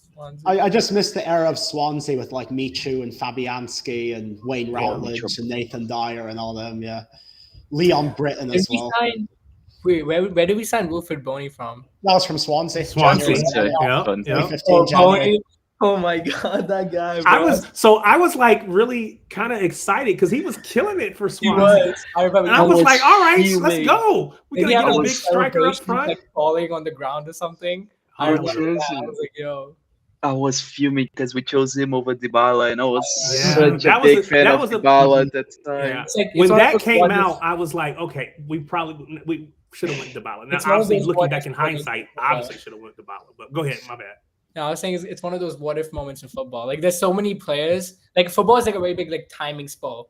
Like there's so many players. Like if they joined a certain club at a certain time, like they make the wrong decision, their careers could have gone like drastically different. Like Alexis Sanchez, like a great point, right? He went to United over City, and I think if he chose City, obviously we probably wouldn't have signed Mahrez in like the next summer. But he probably could have been the Mahrez. He probably could have like been taking us to Champions League finals or whatnot. Yeah, they were similar age, different players, but similar age. Yeah, like I mean, like the impact, not the style. And I think any player that has chosen a different club over City, I think almost to a man, they all probably regret it. I'm trying to think which Declan Rice hasn't been bad, but he hasn't won any trophies yet either. So. Was it the summer we signed Rodri? It was the summer we signed Rodri. We were linked to Fred, and then he went to United. Fred, yeah. Thank God didn't dodge the bullet in that. Another one is we were super close to signing Jorginho in 2018. Jorginho. Yeah, exactly. Now he went on and they did well. Chelsea won Champions League. Yeah, he won a Champions League. Yeah, so okay, cool. He's probably one of the few that I think could say it went okay. I think the two players. Kunde's chilling as well as guys in Barcelona, He's doing Yeah. just fine. 'Cause I think the two But- guys that really I missed out on was Eden Hazard and Dani Alves. I think those two. Mate. Imagine we had KDB and in Eden Hazard with Dani Alves on the right side. With Yeah, but Aguero up top. this was old Dani Alves. This was Dani Alves So, signing from before- Juve. before he turned out to PSG, be a weirdo. PSG. the Dani Danny Alves, that broke my heart because I mean, I've always been a City fan, but of course, when I'm starting out trying to become a fan of a Learn. club, I'm watching Barcelona as well, and I like the attacking wingers. I mean, attacking Wing backs, right? The wing backs. So the Danny Alves, the big ups, the Marcelos of the world. I love those dudes, right? So I was excited for Danny Alves to come, and then I thought we had him signed. It was like he was completely signed. But before I do that, I'm gonna go on this trip over to Paris, and then you find out that I was so devastated. We could So have devastated. dropped him in that past his prime Brazilian fullback category with Maicon and Silvinho. No, but he still did well for PSG for about 2 seasons. Then he completely fell off. No, I think we were going to sign him from Juve because this was summer 2017, and then he ended up going to PSG instead. Yeah. He did. If I He remember did well for correctly. PSG for a couple of seasons, and then Yep. fell off. We could Here's another one, Harry Maguire. not We dodged almost that took one that. as well. Yeah. And again, these are all situations that could have been different. Pogba. I thought Pogba would have cooked. There was one in I don't know. April. There was one in April 2019 where I think Fabrizio. I'm pretty sure he dropped a "Here we go" for Bruno Fernandes or something very, very close to it. Okay, now we dodged another one, didn't it? Fernando. Yeah. I thought Bruno was coming too. Yeah. So then he ended up again. Some of these players have had individual success, but I don't know that any of them have really had the on. Virgil van Dijk had a pretty decent one, didn't it? So Virgil van Dijk, yep, he's another one. Big ups to Snoopy on that one because that was a good call.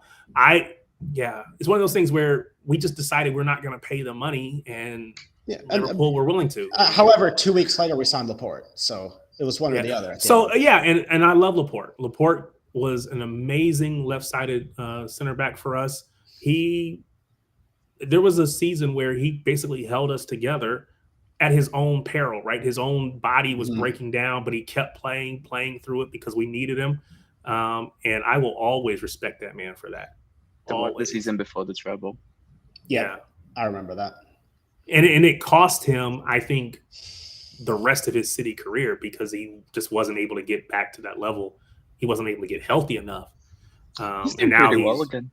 Now I'll say now he's kind of back to, I don't know if he's at those heights, but he's back to doing really well because he went to Saudi. I think he's back from Saudi playing in Europe again. He's right? back at Bilbao, yeah. Bilbao. Yeah. So got nothing but love for Laporte. Oh yeah. I try to do a celebration, but I can't do it. Too much coordination. I don't have that much. Fair. I'm good with my feet, not with my hands. That's funny. All right, so I want to. Anything else that you guys want to talk about before I switch to topics? No, go ahead. By all means. All right, so in the UK, it is it's October everywhere, but in the UK, October is Black History Month. They get a full 31 days. In the US, we only get 28. We're getting robbed, but February, yeah, but they get the full 31 days. So big ups to the UK for that first and foremost. So City put out a video earlier this month, maybe like 2 weeks ago, kind of highlighting some of the players, and you had just basically saying, hey, we're all on the same team, and really just kind of highlighting their commitment to just Black history and making sure that everyone's treated fair, no racism, all those good things. And so kind of in that same vein, today I saw that, well, maybe it was yesterday, Kiara Keating, who is the goalkeeper for the women's team, was the first Black goalkeeper for England. For the women's side. Yeah. I think for the women's side, yes. Because I think Alex Williams, might have been goalkeeper for England. So I guess my question for you is, if we had to make a all black 11 City player, right? Yeah. What would your 11 be? Interesting question. So I'm gonna throw, so like I think Alex Williams is a goalkeeper who could be in this conversation, but I'm gonna put Kiara Keating in there because of what she's done as the first woman. All right.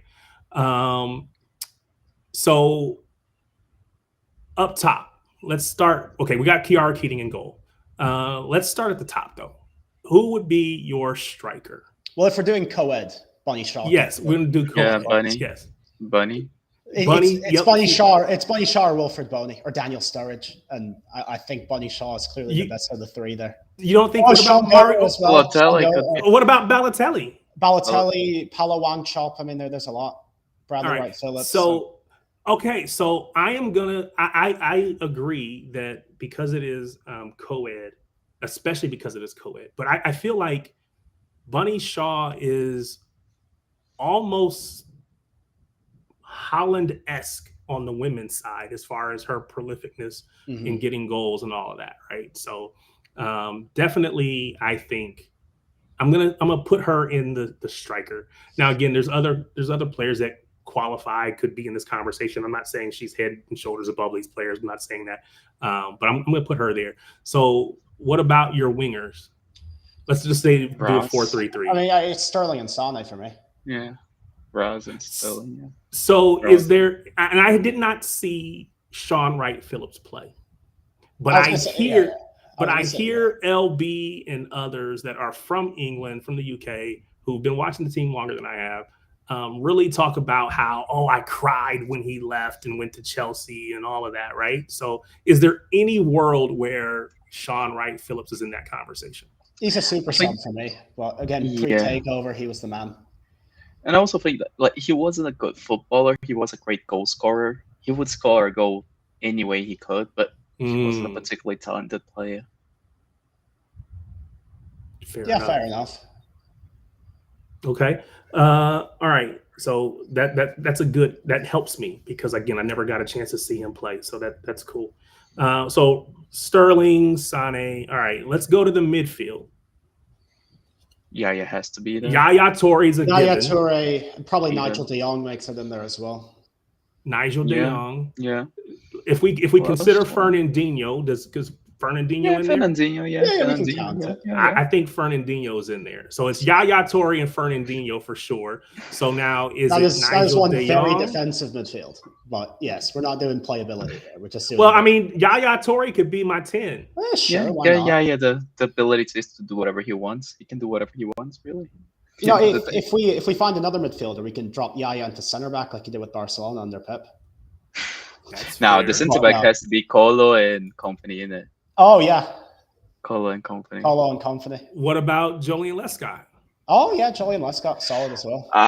Yeah, but I just loved Colo. I loved watching Colo. What about? Let me see. I got some other names here. And the song as well. Mm-hmm. I thought I did. Oh, took the names out. All right. So we said. Did we say so? Who was our center backs? Company and Colo Touré. Colo Touré. Okay. See, I don't remember Colo Touré playing for City either. So no, this was like 11-12 era. Yeah, because I think it was Julian Lescott when I came around. Yeah, Lescott started the QPR game, but Colo was there as well. What about? Okay, so we need a third. We need a third midfielder, don't we? Oh, did we say De Jong? No, we got Fernandinho, Nigel de Jong, and Yaya. Is there any case that that Rico Lewis gets into this? I don't think so. Yeah, no, not yet. Maybe not yet. Too young. By the end of his career. For me, it's Kyle Walker at right back. And if it's not him, you might just shove a Kanji out there. But. No, Kyle Walker he's in the conversation for the world's best, at least Premier League's best right back. Yeah. He's got to be in. He's got to be our starting right back. Yeah. So then at left back, because we got Company and Colo. Who is our left back? Do we go Ake? Do you go Gail Clichy?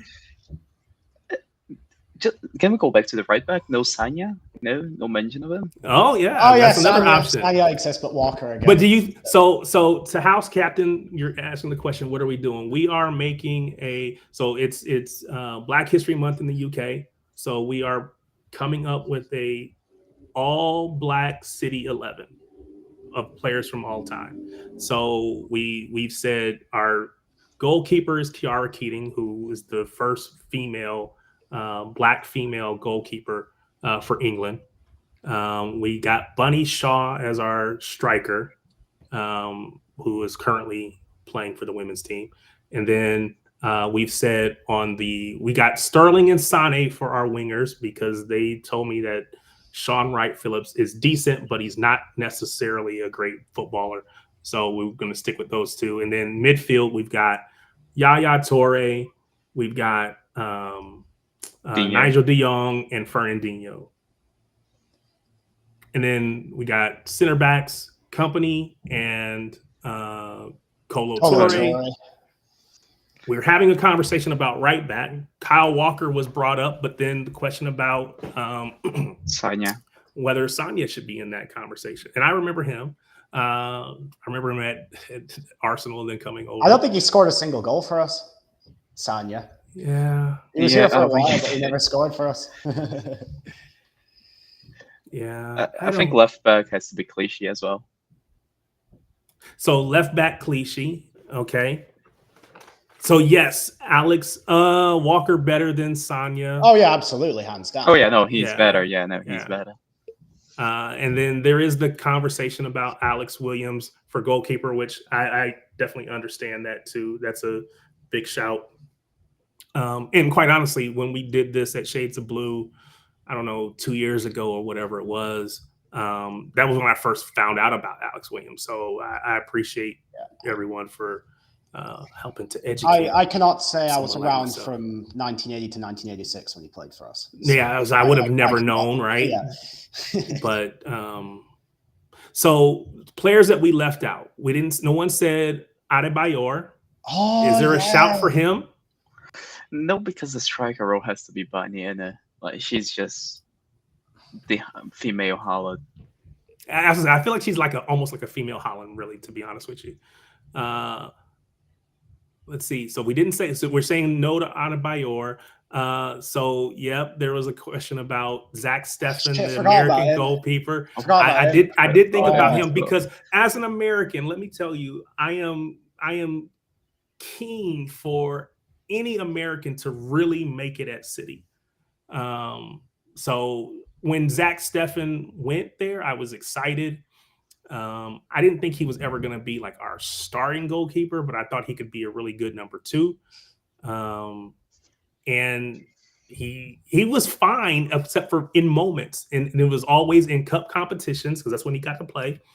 And it cost us trophies. And so at some point, like, it's just not going to work. He had to go back to the U.S. in order to get back in playing regularly. He hasn't been able to get a spot back at the U.S. at all. They've kind of moved on from him. And I think that's kind of unfair, because I don't think anybody that's been the keeper for the U.S. has done well. So, but yeah, Zach Steffen, shout out to him. You know, I'm actually disappointed in you, because we were talking about left backs. You didn't even bring up DeMarcus Beasley. So I have a sticky note, because I did this the other night. And on my sticky note, DeMarcus Beasley is my left back. Now, again, he didn't play left back for City. No, he played as an attacker, but he finished his career as a left back playing for Houston Dynamo in MLS. DeMarcus Beasley is what I'm going to call I'm from Fort Wayne, Indiana, so he is a hometown hero. He is a local legend. He is a superstar from the South Side. DeMarcus Beasley is everything as far as football is concerned in Fort Wayne, or in Indiana, to be quite honest. And if I wasn't running, I'd go over there, grab the signed jersey, and I'd put it up behind me. So definitely want to give a shout out to DeMarcus Beasley. But I do have him on my list, but I can understand why, Gail Clichy might actually be the better choice there. Yeah, he actually played the left. So tell me about Sylvan Diston, because I'm not aware of this player. He was pre-takeover, but Okay. when I started supporting City, he was he at Everton when I started supporting? I know he was at Everton like a couple years into my fandom. Right, he was at Newcastle for a while. He was at PSG. He's been around ever, but he was very solid for us pre-takeover, from what I hear. Fair. I have to go look him up because I'm not. Oh yeah, he was at Bournemouth in the season they got promoted to the first season after they came up. He played for Bournemouth, I remember. He didn't get. I don't think he got promoted with them. I think he was at Everton 14-15. When 15-16 went to Bournemouth. So I don't remember him at City. I remember him, but not at City. I knew he played for us, but I never watched him for us. So I think he was with us until 27. I think 27, 2007. 2007. Yeah. I think Interesting. Until then, maybe because I think he went to Portsmouth after that, and then he went to. Oh, he was at Portsmouth, yeah.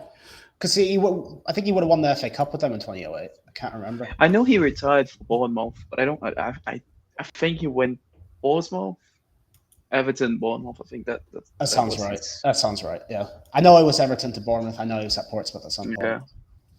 So House Captain is doing a great job of dropping names that I have no idea who these people are. So now I have to go and look these people up. So Keith Curl or Curly, I don't know how you. Keith Curl's a manager. I think he managed. Yeah. He managed a Gregor Manchester club recently. I can't remember which one it was. It might have been Wigan. It might have been Oldham. I can't remember which one. Yeah. Most recently managed National League side Hartlepool United. Played as a center back from 81 to 2005, notably in the Premier League for Manchester City, where he was also the club captain. Okay. Big ups. Club captain. See, I'm going to educate myself. Big ups. Terry Phelan. Another name I've heard, but yeah, far too young. Yeah. I was about 5 at that time, so I'm not going to pretend like I know these. Yeah. I'm more familiar with Mike Phelan, who was an assistant at United a few years ago. Oh, maybe that's why I know that last name, because that's what I was like, wait. Terry Phelan is a football coach, former professional footballer, technical director of Indian I-League second division side South United FC. Works as a pundit for Sony Sports Network. Played as a left back from 1984 to 2009. Wow. So that might be our left back. Is he better than Clichy? We don't know. So House Captain, you have to tell us if you could pick Clichy in his prime or Terry Phelan in his prime. Which one are you taking at left back? I mean, interesting. I mean, I'd argue prime Clichy was when he was at Arsenal, but that's fair. That is fair. Prime City Clichy, yeah, because he was the best at Arsenal. Same with Sanya as well, but at Arsenal. But. Interesting. He said Phelan just to get an old fart. I was arguing for Paulo Wanchop when we were talking about the attackers. The only Costa Rican to ever play for us. But fair. Yeah. Fair. All right. Let's talk. So we talked about the match coming up this week. We talked about, wanting to get players who haven't played a lot, get them minutes, get them back. And so one of those players is going to be Ainori. Also, Omar Marmoush. So both of them have been out for extended periods. We want to get them playing time and get them acclimated back into the squad, right? But the AFCON is approaching, where they're going to be out for probably about at least a month, because both Morocco and Algeria and Egypt are probably both going to go pretty deep in this competition. So if you know that, let's say Marmoush, right? If you know he's going to be missing for over a month, in about a month's time, and maybe a month. About a month's time. Let's just say a month's time.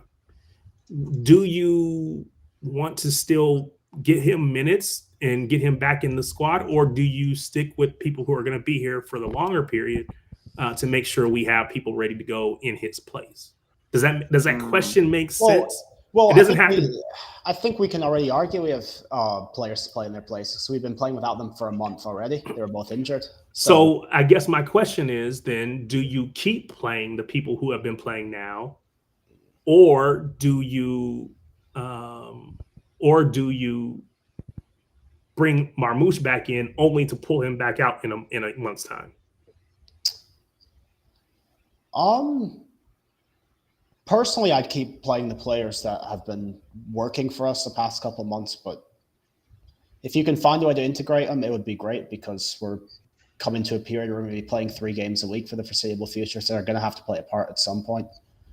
They need to be integrated before December. I know they're going to be missing December because of the AFCON, but we need to max out our squad during December, because that's the hardest period of the year, notoriously. So I would try and integrate them, and there's no better time to do that than tomorrow. It gets. I'll say, are they then limited to like cup competitions?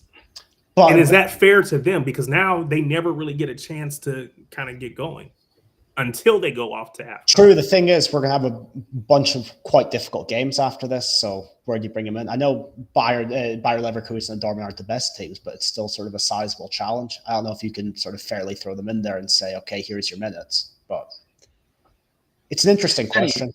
Do you know who won today? Do you know who won today? Leverkusen or Dortmund? I knew Dortmund won on penalties. I watched the shootout. Was 1-1 up until then, isn't it? Yeah, 1-1. Oh, okay. I think they have 7 points in the Champions League, but they don't seem like an especially good team in the Bundesliga, from what I gather. They're basically Guirassi FC. I don't know how to say his name. Yeah. Guirassi. He's a baller, though. He's a very good football. I believe he's going to Barca. This is just my gut feeling. This is my. They don't have any money. How are they signing anybody? I think he's on the end of his deal, though. Makes sense. So Snoopy says that, hey, we're losing Marmoush and Ryan Nori. I feel safe at left back with Nico. Which is my question, because if we're saying, hey, we need to get Ike Nori minutes so that he can kind of incorporate him into the squad, well, that just takes away from Nico and his continuing development, because he is young, right? He needs minutes, he needs playing time. He doesn't have to play every moment of every match. But I don't know that can you take him out for I think four straight matches. I don't think you should. I don't think you can. I think there is a balance to be struck there, though, because, for example, I know for a fact last season that the reason that he didn't play the FA Cup final is because he was just exhausted. He couldn't. He had no energy left to be able to perform in that final. So he's a youngster still, so he's not going to have as much fitness and as much sharpness to be able to play as many games as who's a seasoned pro. So getting him off for a couple of games, maybe 2-3 games at a time, may be a good thing, because then he gets a little bit of rest in his body and just recover a little bit more. Fair enough. Yeah, fair point. Now, I was just wondering, because again, even think about other teams as well, right? We know Liverpool have been playing relatively poorly right now. There's a lot of clamoring to drop Mohamed Salah. Do they get better if you take Salah out for AFCON? Because then you don't have to worry about dropping him, because the question, or the thing that I hear all of the Arsenal content creators saying is that, we just don't, the manager isn't brave enough. Go ahead, you gonna say something? No, I said something to my mom real quick. Oh, okay. Yeah, is the manager brave enough to drop Salah? So do you think Liverpool actually get better when they take him away for AFCON? I don't think that he is the issue. I think they lost the ability to pass the ball out of the back. They have a lot of ball carriers, but they don't have a lot of passers. Gravenberch is a ball carrier. Kukis is a ball carrier. Frimpong is a ball carrier. Even McAllister and Chokia are ball carriers. The only guy who's actually a passer is Van Dijk. Even Konate, he's actually more of a ball carrier than a passer. So you can't just expect everybody to progress the ball by carrying it. Because if you lose the ball, you're going to be exposed because you're going to be on a disadvantage. So I don't think it's Salah. I think that just the squad is just very poorly built. Very poorly built. Yeah, I agree. Their left back options aren't the best in my opinion. You have Robertson, who's way over the hill, and you have Kirkes, who, if you've ever seen that Simpsons gif of the monkey crashing symbols inside of Homer Simpson said, that's what it reminds me of. His decision making is it's juvenile at times. It's a place you can get at with them. And Frimpong was never on my sort of radar of right backs for us to sign. Exactly why, and it should have been shown exactly why, because Slot's not even playing at right back. He's been subbing him on as a right winger. And this is what people have been warning about. He was never really a right back. He's been playing far up the pitch because he's susceptible there. Yeah. And I was one of those people clamoring for Frimpong, or not to say clamoring for Frimpong, but just like, hey, he's an academy player. Can he do a job? And there was a lot of conversation about could he defend or can he defend, and I think we've seen that. Yeah, that's not his gift. He's such a real liability defensively that last season, Xabi Alonso actually started playing a forward at the back, and instead of playing him as a right back, he played him as a right mid. Mm-hmm. So he's just not a right back. He's a wing back. It's the same with Dumfries as well. The guy's just not a right back. He's really okay. That's a good take because I'm one of those people that was in the summer like, hey, 25 million for Dumfries. I would go get that guy. But if you're telling me he can't defend, then what's the point? And there used to be noise about like signing DeMarco as like a left back. I'm like, mate, they don't play a back four out of possession. He's going to get totally exposed. He's a fine player, but he's a system player in a way. He benefits from the way Inzaghi used to set him up. Yeah, he's a right mid and a left mid. They're not exactly. And left backs. The thing for me, have you ever seen Dumfries defend the back post? No, I haven't. He's never done that because he's not in the box to defend. He's not in the back line to defend. He's usually in the midfield line when they're defending. So I just don't. I think getting either of them would just be a waste of money. That's fair. That's a big take. Again, 25 million. So let me ask this question. Right now, our primary right back option is Mateus Nunes, and I don't think he's been. Actually, I think he's been pretty decent. Would he would I go the other way? Would Dumfries be an improvement on Nunes or no? No, I don't think so. Yeah. It's just as much of a bozo, and he's worse defensively. Fair. No, that's fair. Cool. All right. Well, we have gone 1 hour and 55 minutes and counting. So what I'm going to do is I'm going to make a last call for anybody that's in the chat or what's watching. If you want to jump on, this is your last call, much like being at the bar. I don't drink, but I know that based on TV, the bar has a last call. So this is last call. If you want to jump on the stream, there should be a pinned tweet in the chat. There's a pinned message in the chat. Hit the link in that chat, and it will bring you on, and we will let you have your say for these last 3 to 4 minutes that we're going to be on here. So if that's you, hit it quickly so we can get you on. Otherwise, anything else that you guys wanted to talk about? Anything that you wanted to say? Again, this is supposed to be your take, and I know I brought a lot of ideas to the table, and we kind of just let the conversation flow. But is there anything that you wanted to get off your chest? Because you've been listening to all these streams and all these content creators, whether it be Martin, whether it be LB, whether it be anybody in the panel, and you just completely disagree with what we've been saying. This is your chance to get your takes off. Oh, really? I think both of us, Danny more on LB and I am more on Martins, so we tend to have a lot of those. Get plenty of times to get your thoughts off. Fair. Yeah, no, I urge people to try and forget about Villa and just enjoy the game tomorrow. We're about to enter a tough stretch. Enjoy the vibes games while they last, and just. Actually, I do have something. Yeah, I'm a lot more scared of Bournemouth than I am of Liverpool. I think Bournemouth is one of the worst sides we could face. because of the physicality of their midfield, Yeah, and led just by American. he's such a good manager. Like I just think he's such a good coach. I think he's a top 5 coaches in the league. Yeah, he's a smart guy. And, I grew up when he was a player, so it makes me feel old seeing this guy coach other managers under the table. So it's kind of hard to say.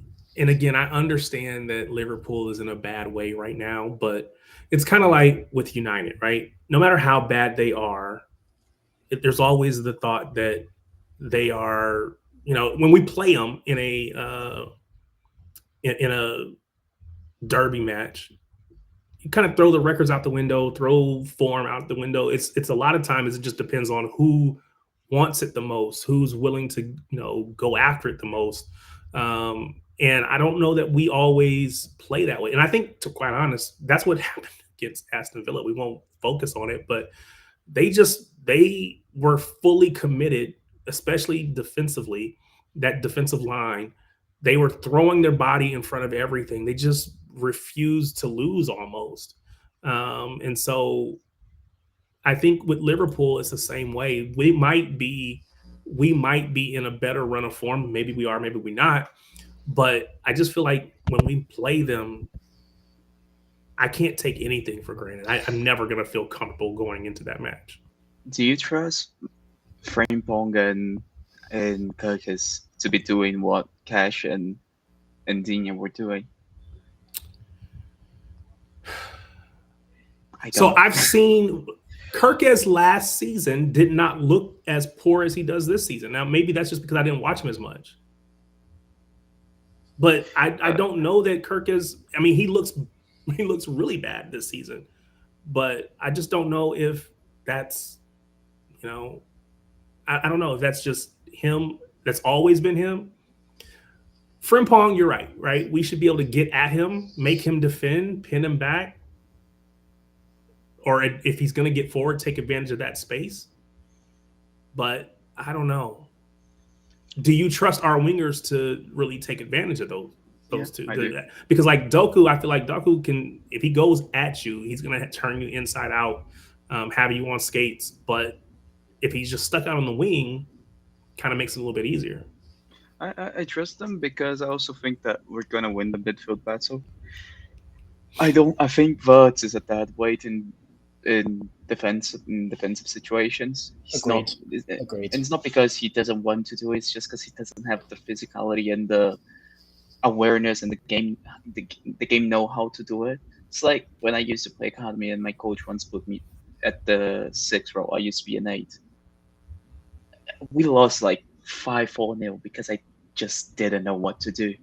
And I can see quite the same things with but when they are in defensive situations, just doesn't know what to do. And if you're playing a midfield of McAllister, Gravenberch, who might not even be fit either,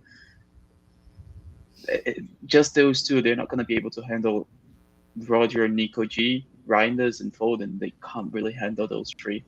And then you have a winger on Doku on the other side, maybe Marmoush even, and on the other side, Turkey or Savio. And Haaland up top, who's going to be pinning down both centre backs. I'm very confident, and the thing that gives me a lot more confidence is that the games that especially Doku struggled, the winger was brilliant defensively. You go back to Minte against Brighton. You go back to last game, like they were brilliant defensively against Villa as well. They were brilliant. Yeah, against Everton. I forget. Yeah, his name. Njai was absolutely. Yeah, Njai was everywhere. Yeah. That's fair. Salah's not going to do that. Yeah, Salah does not track back. Yeah. Which is why I said maybe when he's gone, they get better. Just by taking him out and not having to worry about it, because you're going to have somebody that's going to be committed to. But Chiesa doesn't do that either. Chiesa doesn't do that either. That's fair. And yeah. Frimpong he doesn't do that either. So. Okay. Fair. No, that's fair. Liverpool are really poor at defending set pieces. We did steal their set piece coach, to be fair. Do either of you think we can take advantage of that? I don't. I mean, again, I think our set piece delivery from Foden has been better than it was last year, but I don't think it's great. They can't defend set pieces, and we can't score set pieces. Yeah, so it's stoppable force against movable objects. Exactly. Not even unmovable, but movable. Yes, stoppable versus movable. Yes. The thing that pisses me off the most is that when Foden's delivery is actually very good to great, I would say. I would actually say great. The thing is, every time a centre back gets on the end of it, instead of powering the header through, they just cushion it. They just let the ball hit their heads, just bounce off their head, and basically give it back to the keeper. And I'm just like, attack the, do the motion, try and attack the ball. They don't. They just let the ball bounce off their heads, and so frustrating. Yeah, it is almost difficult to be as bad as we are on both sides of the ball from a set piece perspective. So I don't know. I actually think we're very good defensively now, especially with what Haaland's been doing. You know what threw me off when I was watching the match the other day? And I hate the announcers, right? So I'm watching the match on, I think it was Peacock or whatever, but they put up a little message, and it's like, I know where you're going with this. They're like, Man City are one of the only two teams in the league to not have conceded on a set piece so far this season. And it literally, as soon as the set piece comes in, they end up scoring the goal. I'm like, why do people do that? Announcers have to know that the announcer curse is a real thing. Stop doing that. And the thing I hated even more, I tweeted about this, is for like 10 minutes after that, every time the ball would go out, they keep panning to their set piece coach on the bench. Yes. Oh, God. And there was this one instance where it panned to him for like 30 seconds. It goes back to the play. We have a free kick on the left wing. I'm like, I can't even see what's going on in the pitch. You're so focused on this guy. Who is this guy to begin with? I don't even care about him. Show me what's happening on the. I don't understand. We've become so focused on set pieces, set piece coaches, on throws. It is like, what happened to the game that I love? I don't know. I've seen a thread from John McKenzie, the guy from The Athletic, the analyst. I like him a lot. I like that guy as well. Do you guys think that something is going to be done about set pieces? I mean, not like something. I mean, the rules are going to change a little bit because it changed for the pass back to the keeper. Before that, they could catch the ball when they pass the ball back. Then the Schmeichel thing happened in the Euros. They changed the rule. Was it? Yeah. Yeah, Euro 92.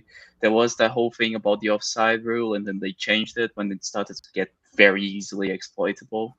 Now, we can clearly see that set pieces are being clearly exploitable to a level that is just not fun to watch anymore. Because that whole rubbish that Arsenal does on set pieces, that's not football. That's just not football. That looks a lot more like American football than actual football. I was gonna say they're running plays and picks and screens and all this stuff. It's like this looks like American sports to a certain extent. I feel like I'm watching an NBA game with their ball. Exactly. That's exactly what it is. Literally, I'm going to screen. You're going to come around. You're going to peel off this screen here, or we're going to screen away. And reverse pivot. All those things are happening when they're playing. So yeah, it is a little confusing. Do I think they'll do anything about it? I mean, you're right. We have seen other rule changes, but I doubt it. I just think that there is for so long, everyone wanted to play the Pep Guardiola way. From the first league all the way down to Sunday league, everybody was trying to play that way. And then you kind of have a counter to that. It's like, you know what?